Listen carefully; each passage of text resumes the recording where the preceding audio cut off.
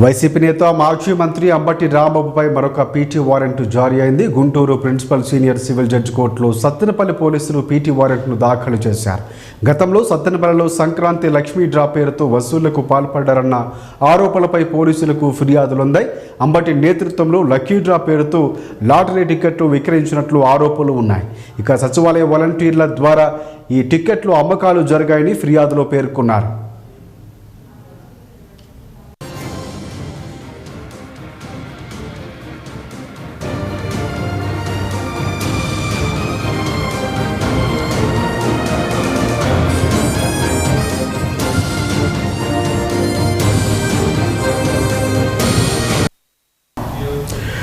రెండు 2023 Sankranti lucky draw lottery టికెట్ల అమ్మకాలపై జనసేన నేతలు సత్తెనపల్లి పోలీస్ స్టేషన్లో ఫిర్యాదు చేశారు. అయితే అప్పట్లో కేసు నమోదు కావడంతో జనసేన జిల్లా అధ్యక్షుడు గాద వెంకటేశ్వరరావు సబ్ కోర్టును ఆశ్రయించారు. కోర్టు ఆదేశాల మేరకు 2023 జనవరి 16వ తేదీన సత్తెనపల్లి పట్టణ పోలీస్ స్టేషన్లో అంబటి రాంబాబుపై కేసు నమోదైంది. తాజాగా అదే లక్కీ డ్రా కేసులో పీటీ వారెంట్ జారీ అయింది అంబటి రాంబాబుకి.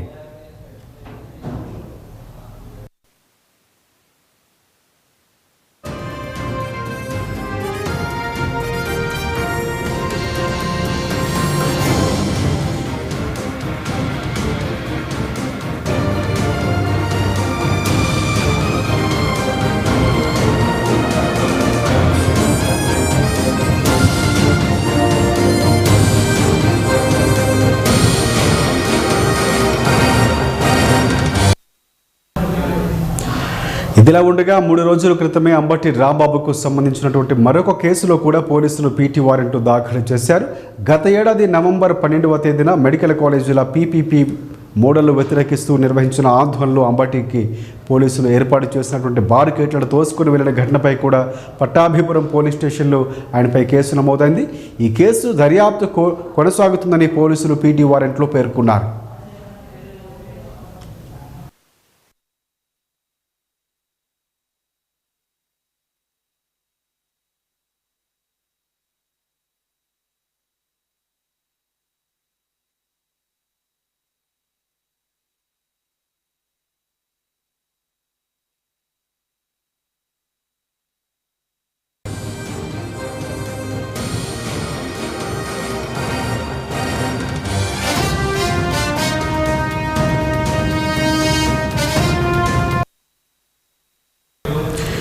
ఇక ఈ కేసులో కోర్టు నిన్న ఆయనకు బెయిల్ మంజూరు చేసింది. అంతకుముందే సీఎం చంద్రబాబును దూషించిన కేసులో బెయిల్ మంజూరైంది.